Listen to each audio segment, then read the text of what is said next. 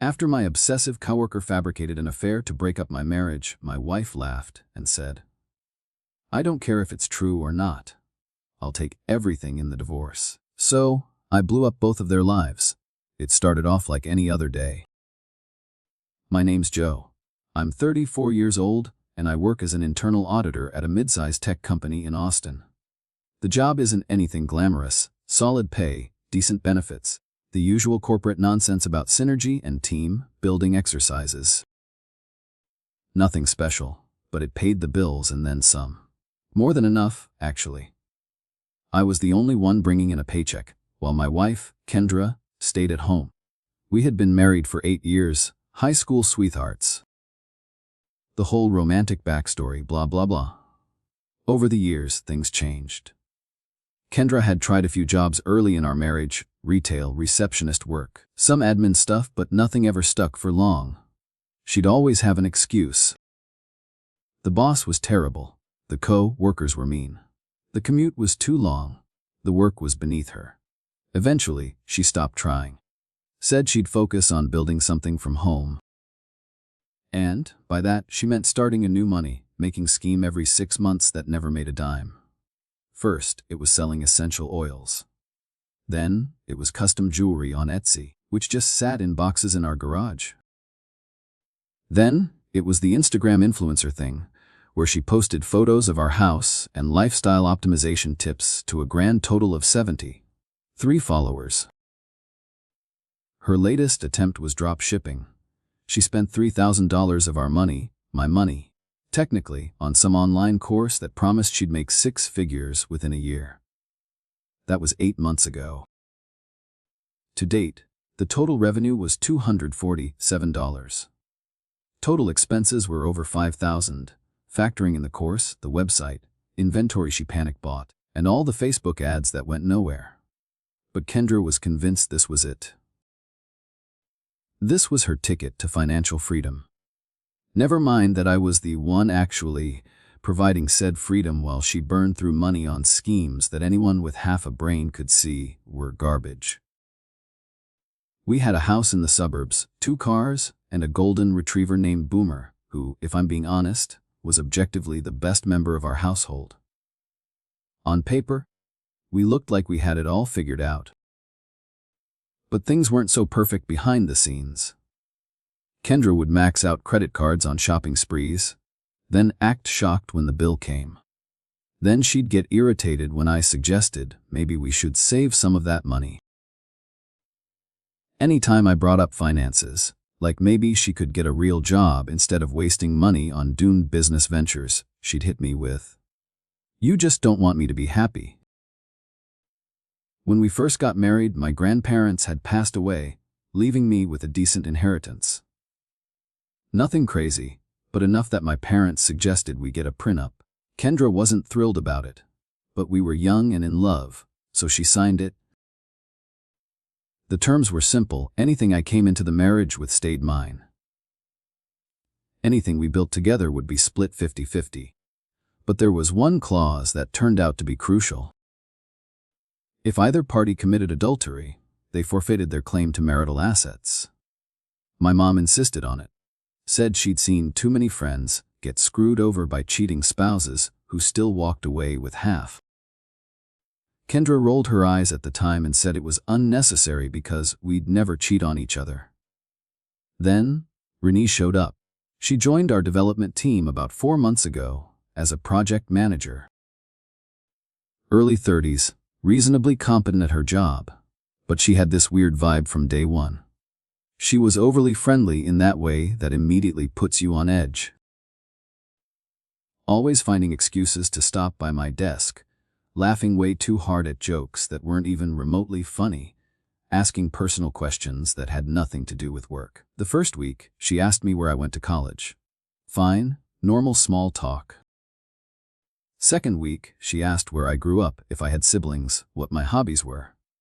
Getting a bit personal, but whatever. By week 3, she was asking me about my workout routine, what kind of music I liked, what my favorite restaurants were. The real red flag came about a month in. I was working late on a deadline, maybe 7 at night, when Renee was still there. She came over to my desk with 2 sodas from the break room fridge and said, "Thought you could use this long day, right?" I took the drink because I didn't want to be rude, but I kept working. She pulled up a chair and just sat there sipping her soda, watching me work on audit spreadsheets. Didn't say anything for a solid 5 minutes. Just watched me. Finally she goes, "You're really focused when you work. It's attractive." I laughed it off like she was joking. Made some comment about deadlines being a good motivator and went back to my screen. She sat there for another 10 minutes before finally leaving. That's when I knew this was going to be a problem. Renee's behavior didn't stop there. It only got worse. She started calling herself my work wife. At first, I thought it was just some inside joke, but by the time we were a couple of months in, she started saying things like, "Let me check with my work husband about that timeline," in front of other people in meetings. I could feel my face heat up every time. It wasn't funny anymore, it was awkward, and I wasn't sure how to handle it. At first, I tried to brush it off. Maybe I was overthinking it. She'd bring me coffee every morning, even though I don't drink coffee. When I turned it down, she'd bring pastries from a bakery near her apartment. I didn't want to be rude, so I'd take the coffee or pastry just to avoid the weirdness, but it wasn't helping. Then came the physical touches.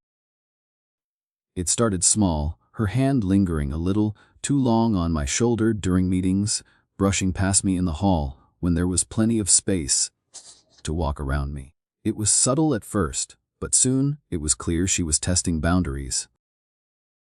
One afternoon, after a long meeting, she dropped a pen under the conference table.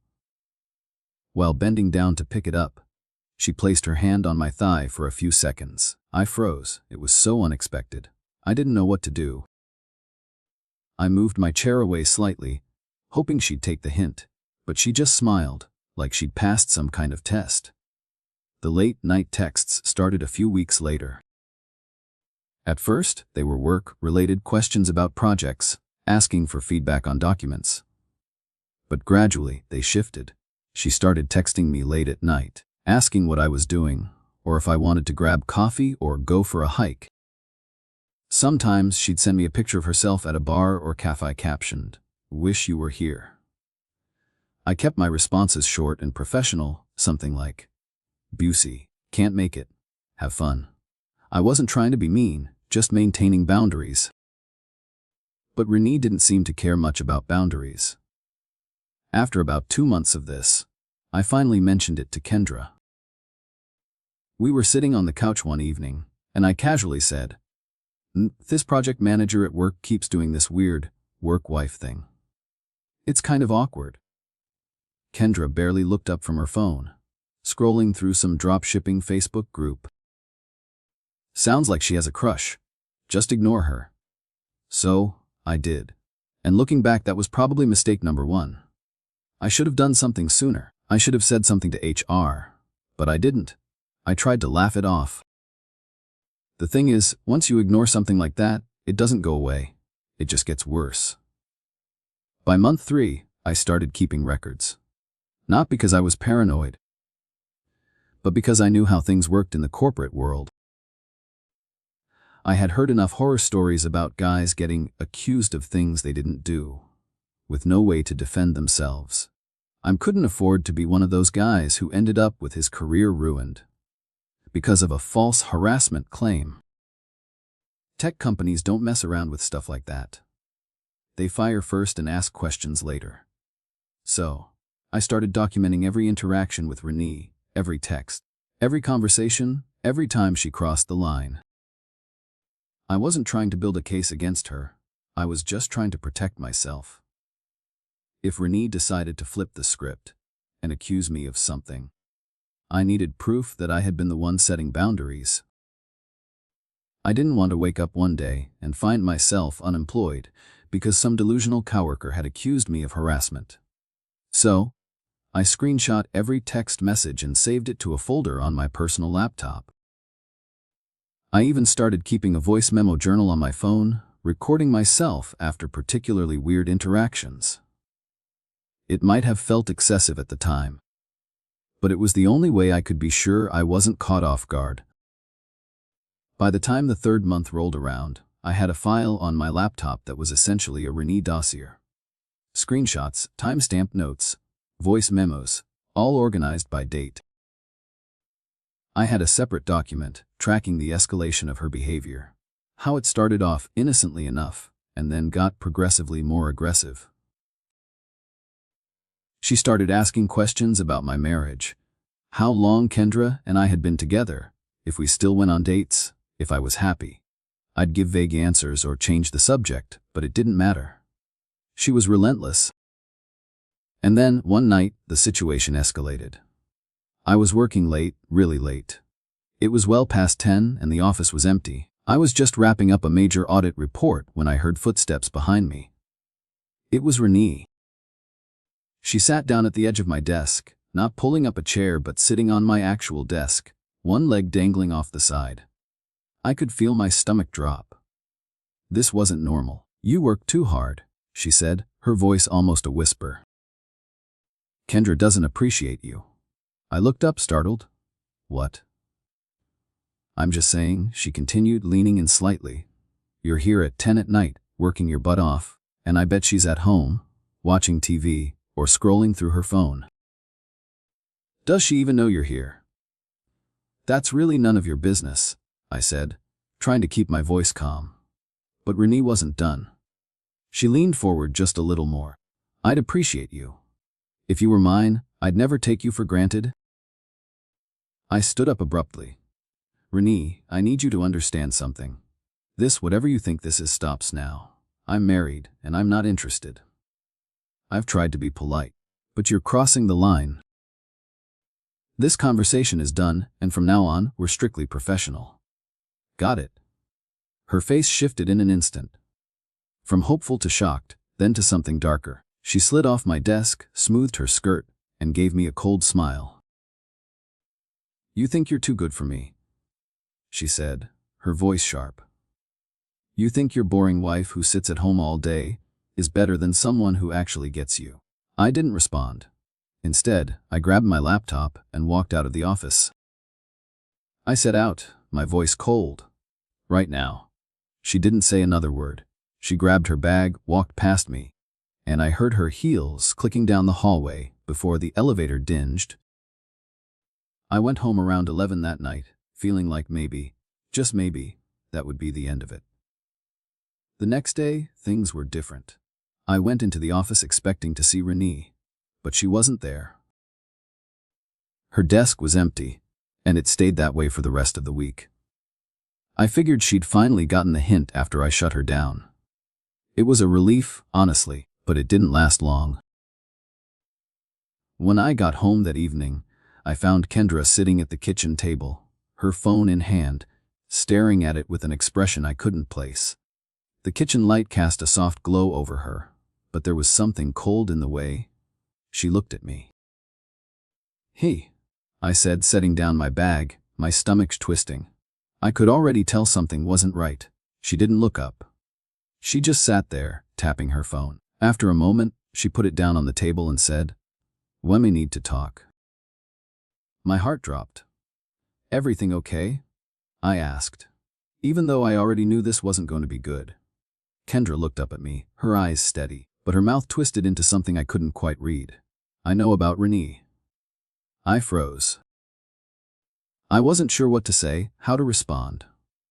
I knew where this was going, but hearing her say it out loud made my stomach churn. "What about Renee? I know you slept with her." Her voice was flat, like she was reading a line from a script.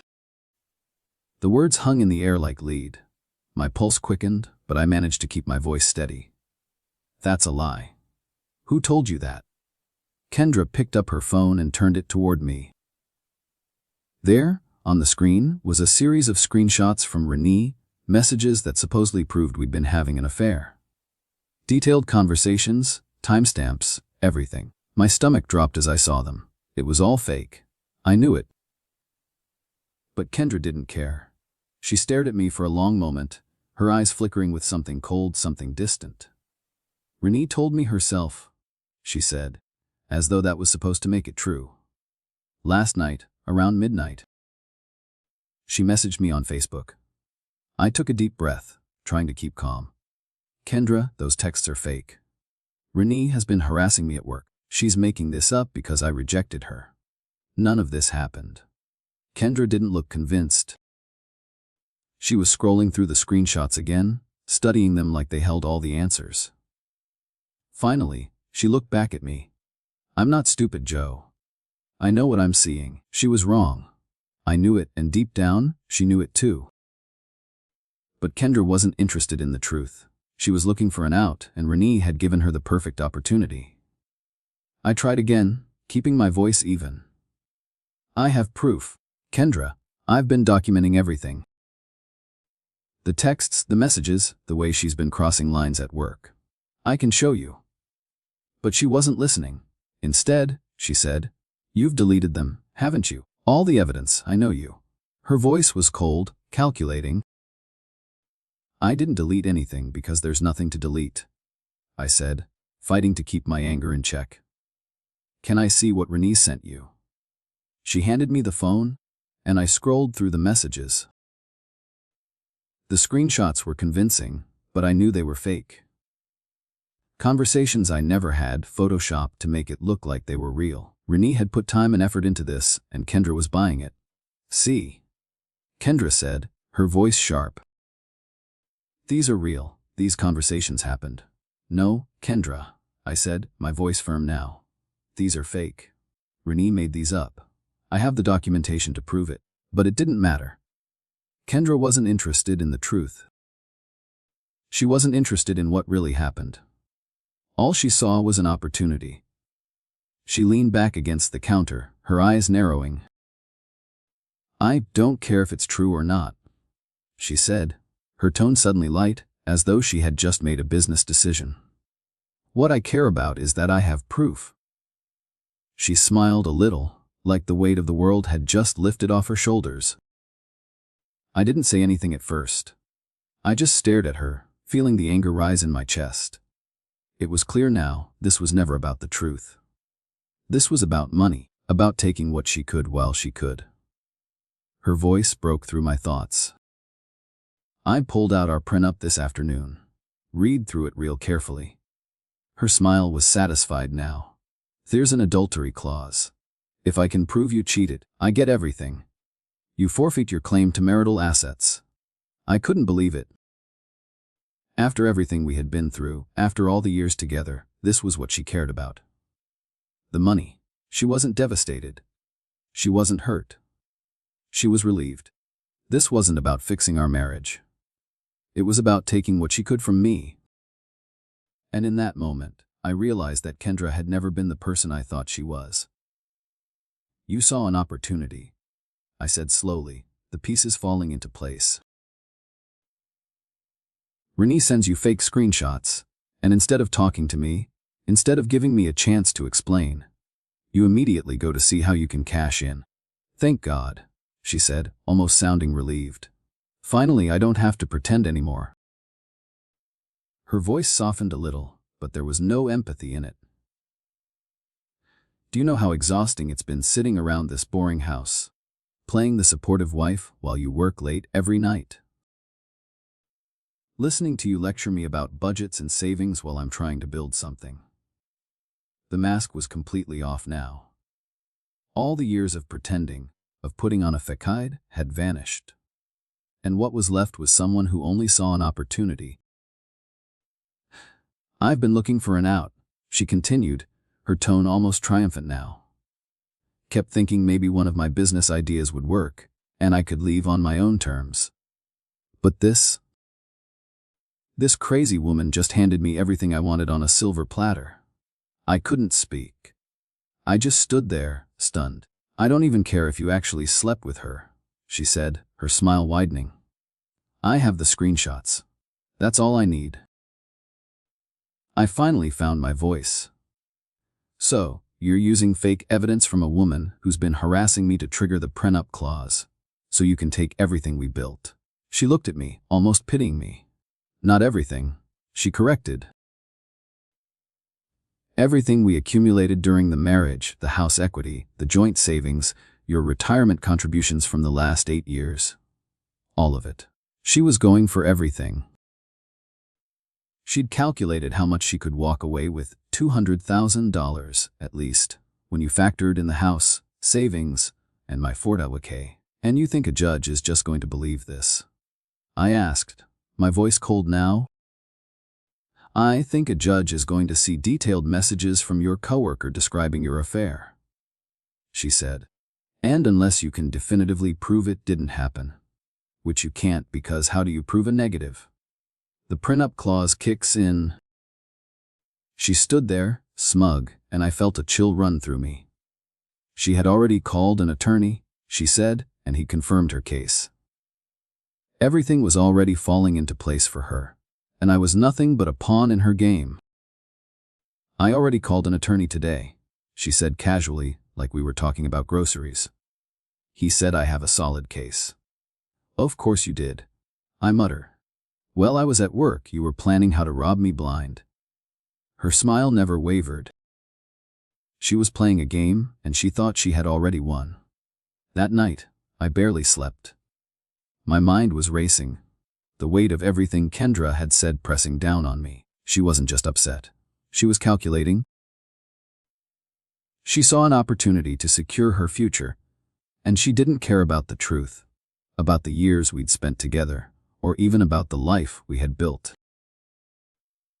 All she cared about was what she could get out of me, and how she could use Renee's lies to do it. The next morning, I sat in the living room, the same place where Kendra had confronted me just hours before. I needed to do something. I couldn't just let her get away with this. Not when I knew the truth. Not when I had the evidence to prove it. I pulled out my laptop and began organizing the records I had kept. Everything. The texts, the screenshots, the voice memos. I had documented every single interaction with Renee. I wasn't paranoid. I wasn't trying to build a case against her, I was protecting myself. But now, it wasn't just about protecting myself at work. It was about protecting my life, my future, my dignity. Kendra had already made it clear that she was going to play dirty. So I had to be ready to fight back. By the time Kendra woke up, I had already decided what I was going to do. I was going to confront her. Not just for what she was trying to do to me, but for everything she had become. The woman I had married was gone. In her place was someone cold, calculating, and driven by greed. I had to show her that I wasn't going to let her take everything from me without a fight. I waited until I heard her moving around in the kitchen. Then I walked in. She looked up, a casual look on her face, as if nothing had happened. Like she hadn't just tried to steal everything I had worked for. Joe, she said, her voice sweet, but there was something off about it. Are we really going to do this? I thought we could just figure this out calmly. I set the laptop down on the counter between us, opening the file with the documentation I had gathered. No, Kendra. We're not going to figure this out calmly, I said, my voice tight with controlled anger. You've been planning this for months. You've been using fake evidence, lies, and manipulation to try and take everything from me. You didn't even give me a chance to explain. You didn't even care about the truth. You just saw an opportunity, and you took it. Her face faltered for a moment, a flash of guilt crossing her eyes, but it was quickly masked by a wave of defiance. You're just mad because you got caught. You think this is about the truth, but it's not. It's about what I'm entitled to. I've been living in your shadow for years, Joe. This is my chance to get out. To get what I deserve. I took a deep breath, trying to keep my voice steady. What you deserve, Kendra, is nothing. You didn't deserve to use me as your personal ATM, and you don't deserve to use lies and fake evidence to manipulate the situation. You've lost all right to the life we had. Her eyes narrowed, but she didn't speak.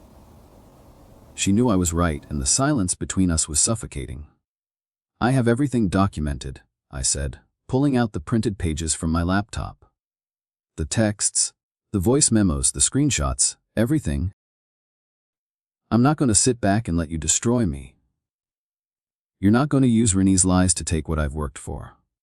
I'm fighting this, Kendra. And I will win. She didn't say anything for a long time. Just stared at the papers in front of her. I could see the anger building in her, but there was also something else. A flicker of doubt. She had expected me to fold. She thought I was weak, that I wouldn't fight back. But I wasn't going to let her have the last word. Finally, she spoke, her voice low and venomous. You're wasting your time. You can't prove anything. I have the screenshots. I have the messages. You have nothing. I shook my head. You think you have the upper hand, but you don't? I've already spoken to a lawyer.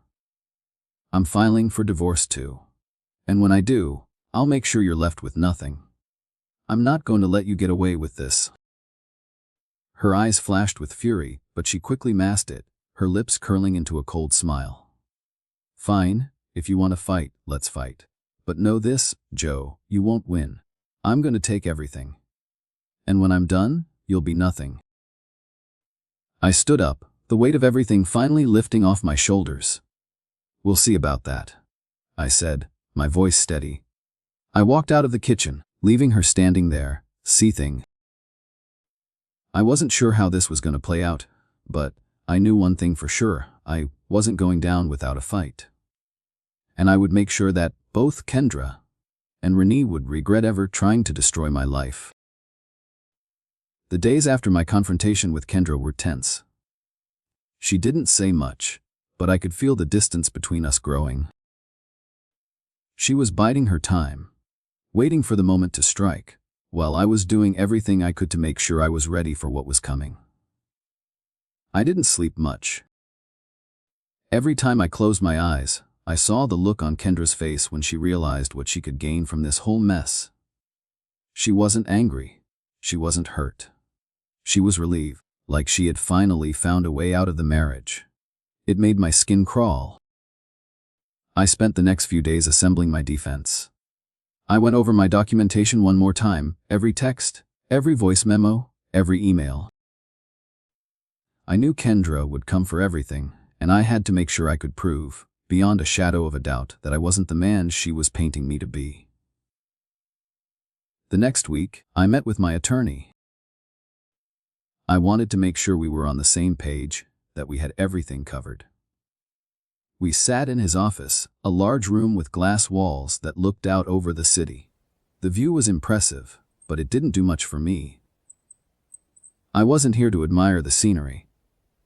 I was here to fight for my future.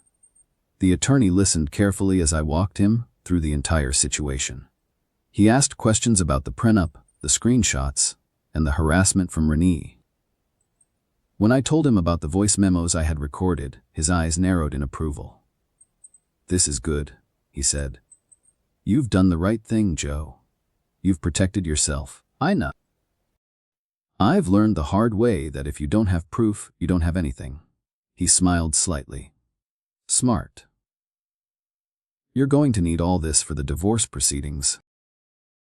And if Kendra tries to invoke that prenup clause, based on those fake screenshots, we'll use the documentation to prove fraud." I felt a sense of relief wash over me. At least now, I knew I wasn't alone in this. I had someone who was on my side. Someone who understood how to fight back when people tried to take everything from you. We spent the next hour going over the details. My attorney made it clear that the next step would be to file for divorce and counter the prenup claim. He also suggested I start preparing for the possibility of a messy fight, especially if Kendra and Renee decided to escalate things. But he reassured me that, based on the evidence I had, we would win. When I got home that evening, Kendra was in the living room, her phone in hand, scrolling through something on the screen. She didn't even look up when I walked in. I could feel the tension thick in the air, like we were both just waiting for the other to make the first move. I set my bag down and took a deep breath. "Are you really going to do this?" I asked, trying to keep my voice steady. She finally looked up, and for the first time in days, there was something different in her eyes. It wasn't the smug satisfaction I'd seen earlier. It was a little more guarded, like she was weighing her next move carefully. "I'm not going to lie," she said slowly, her voice almost too calm. "I've been thinking about it. About what's next. And you're right. This is going to get ugly." I couldn't help but feel a flash of anger. "You think you're the one trying to destroy everything we've built. You're the one using fake evidence to rob me blind." Her expression hardened. "You don't get it, Joe. I've been stuck in this marriage for years, and I've had enough. I deserve more than this." She motioned to the house around her, a house that, in her mind, was now just a prize to be won. "I've done everything I could. I supported you. I gave up my own dreams to help you build yours. And now it's my turn." I shook my head. "This isn't about what you deserve, Kendra. This is about greed. And if you think I'm going to let you get away with this, you're wrong." She didn't respond right away, and I took the opportunity to pull out my phone. I opened the folder with the screenshots and voice memos, the evidence I had gathered over the past few months. I had everything organized, every interaction with Renee documented. I needed to show Kendra that I wasn't just going to lie down and take this. "I've already spoken to an attorney," I said, holding up my phone so she could see. "We're filing for divorce. And I'm going to make sure you don't get a penny from this marriage." Kendra's face twisted with frustration. "You think a judge is going to believe your story, Joe? You think they're going to believe all your lies? I've got the screenshots. I've got proof." "You have fake proof?" I said, my voice cold. "And I've got the real thing. I can prove you've been trying to manipulate the situation from the start." Her eyes flashed with anger, but she didn't say anything. Instead, she stood up and walked past me, heading toward the bedroom. "Fine," she muttered. "We'll see who wins in the end." I didn't chase after her. I wasn't going to beg her to understand. She had made her choice. And now, it was time for me to make mine. The following days were a blur of meetings with my lawyer, more documentation, and endless back and forth with Kendra, who was clearly trying to figure out her next move. I could feel the tension between us building, but I stayed focused. I wasn't going to let her destroy my life. And I wasn't going to let Renee get away with what she had done, either. The battle lines were drawn, and there was no turning back. The day after my meeting with the lawyer, I knew I had to take action.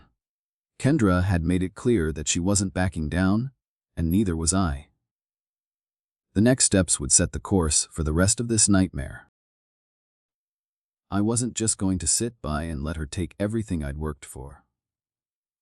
I gathered all the evidence once again, double-checking the file I had put together. The last thing I wanted was to leave any gaps in my defense.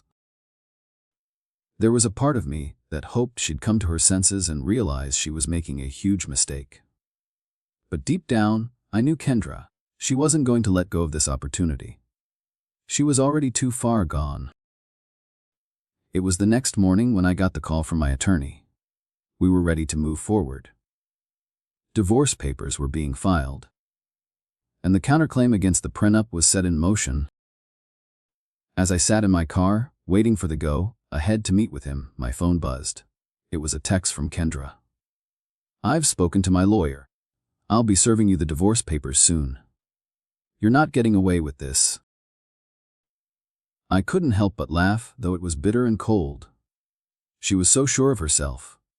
She thought she had everything in place. But what she didn't know was that I had my own lawyer working on this from every angle, and I was armed with the truth, with facts, and with irrefutable proof of her betrayal.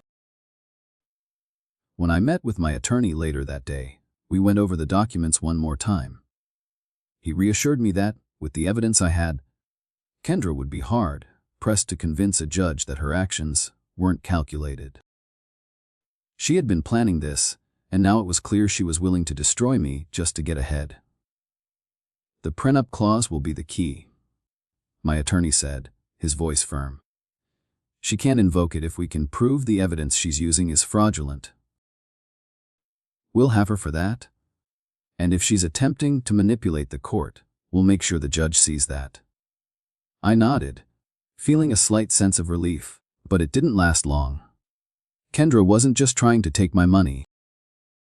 She was out for something else: control.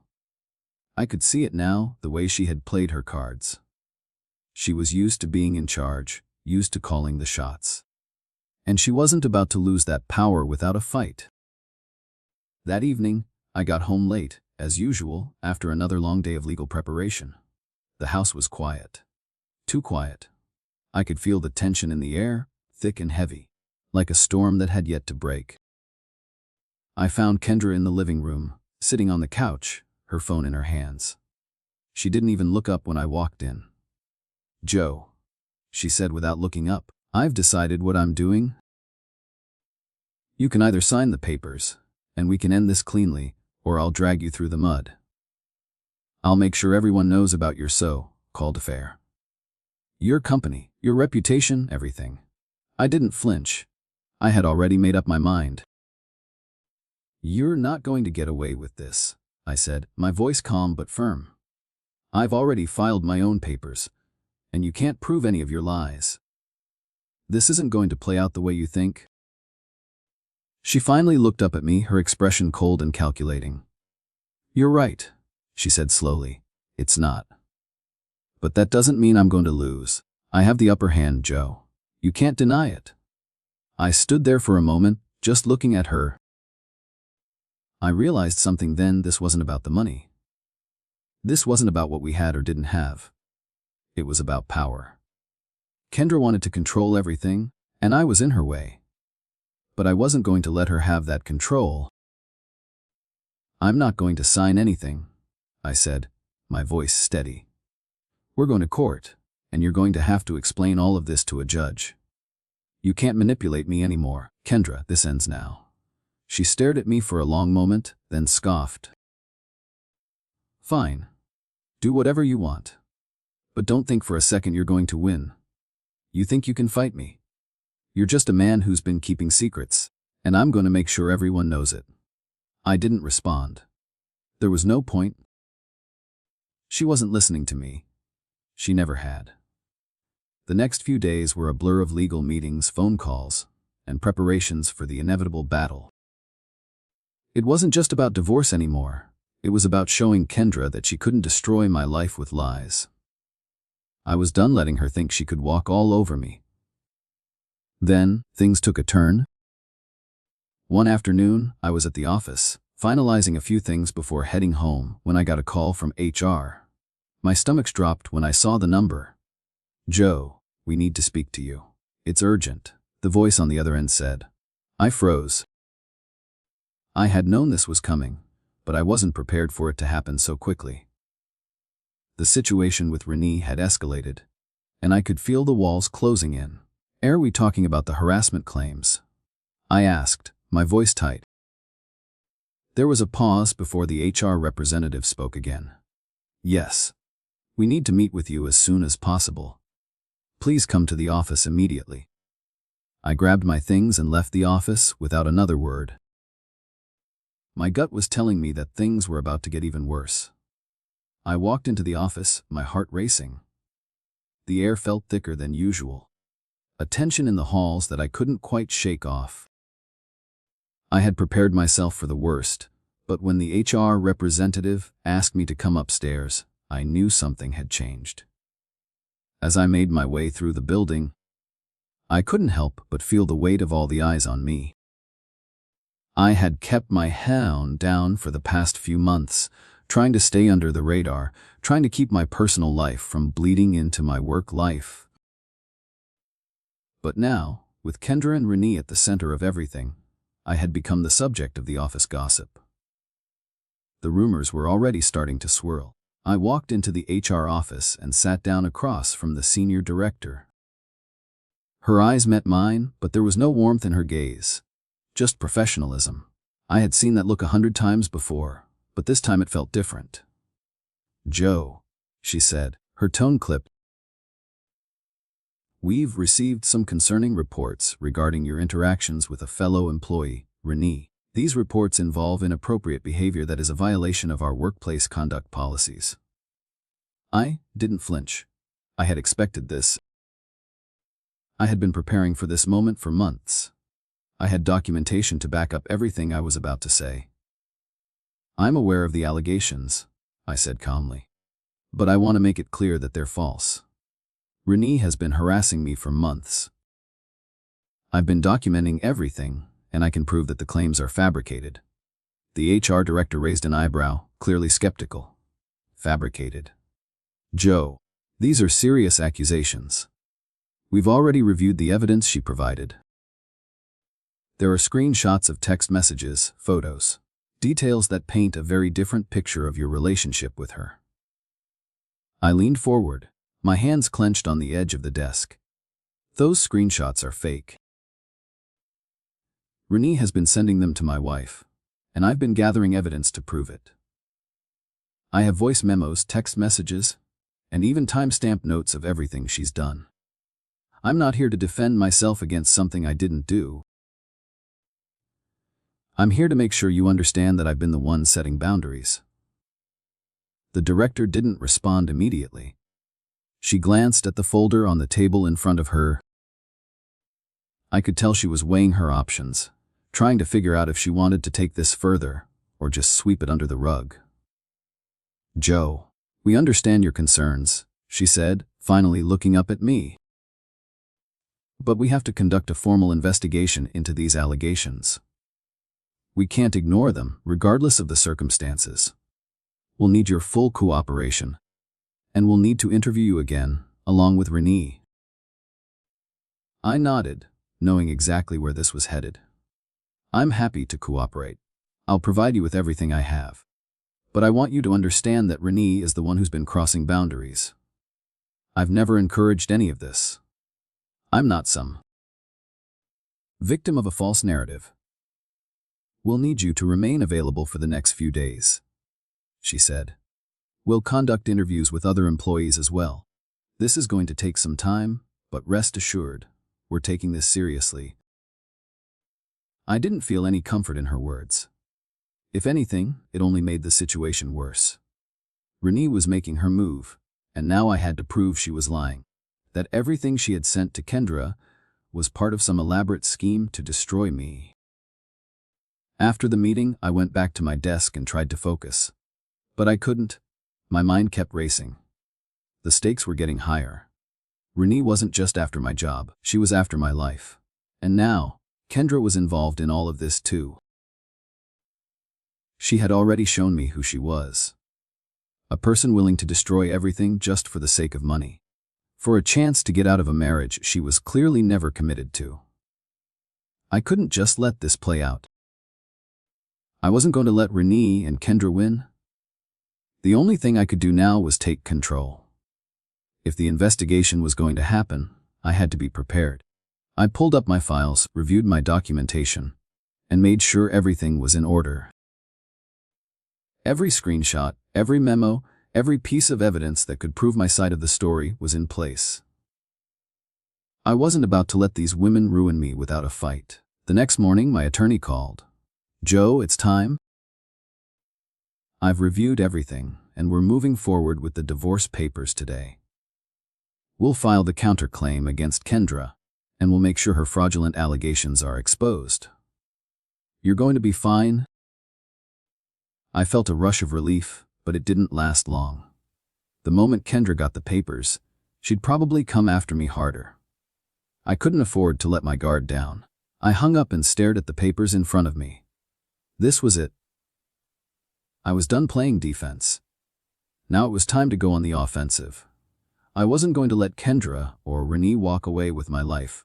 The day the divorce papers were finally served to Kendra, I felt a strange sense of calm.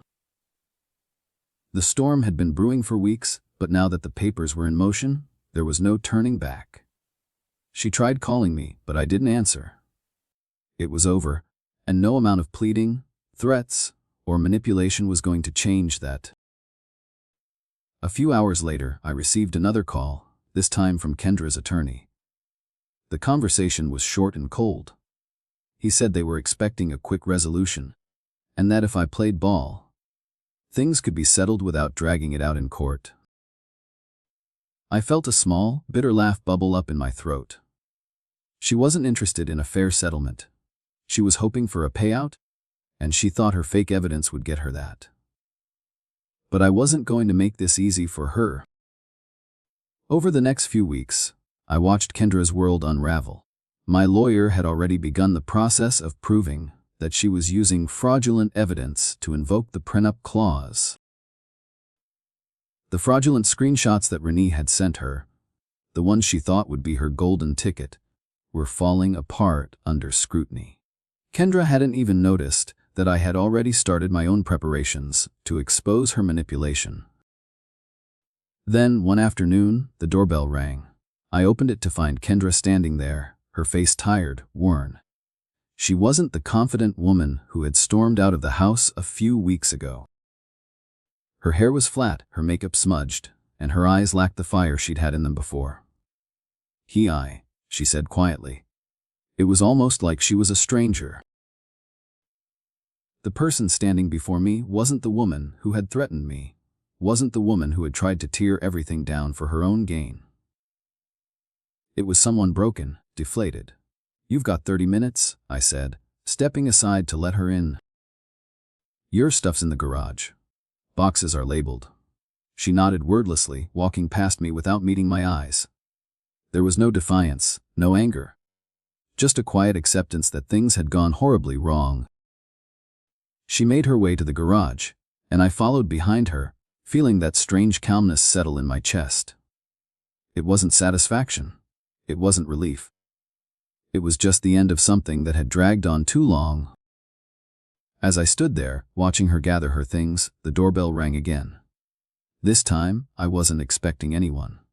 I opened the door, and there she was, Renee. She stood there in a sundress, her hair curled, her face plastered with an almost absurdly hopeful smile. She was holding a casserole dish, of all things.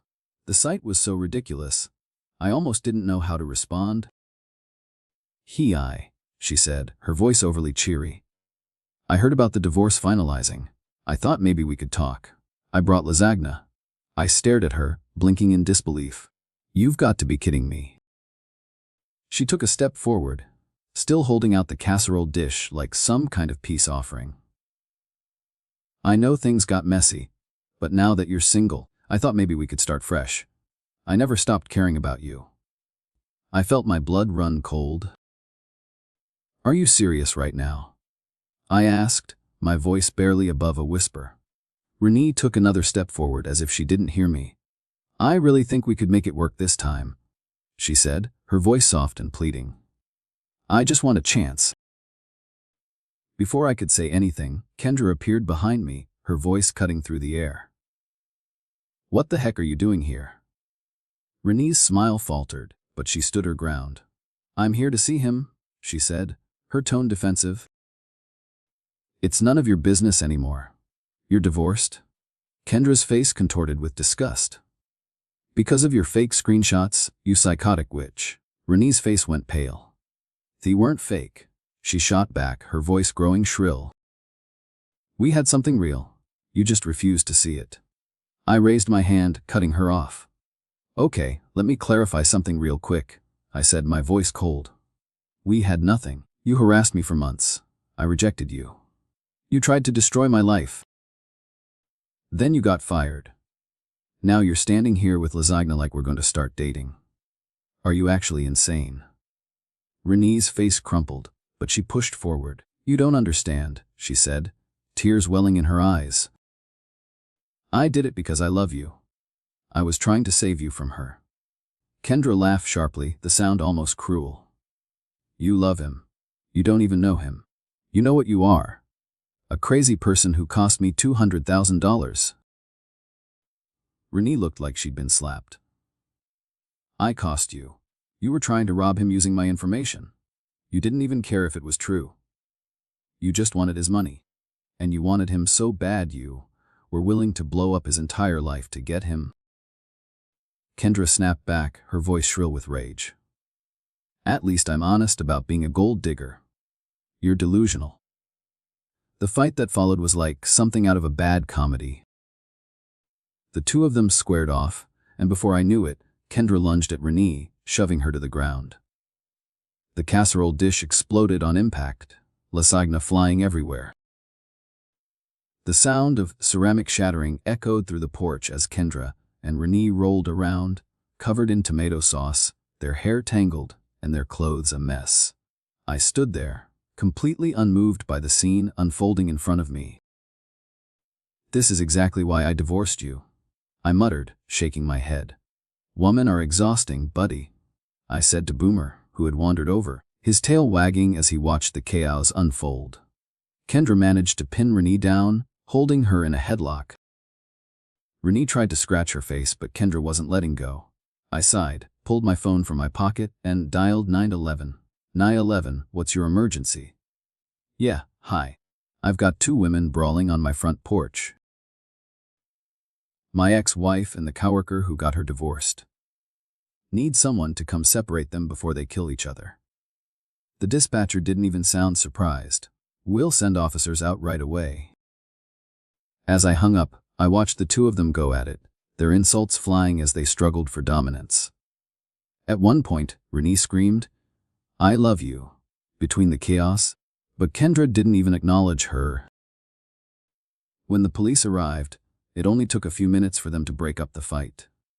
Kendra and Renee were both covered in lasagna and dirt, their hair a tangled mess. The officers looked like they'd been dealing with situations like this all day, exhausted but professional. "Sir, are these two women bothering you?" one officer asked, clearly wary of the whole situation. I nodded toward Kendra and Renee, both still trying to get their bearings. "That's my ex-wife," I said. "She's here to pick up her stuff. And that's my former coworker. She showed up uninvited with lasagna and declarations of love." They started fighting on my porch.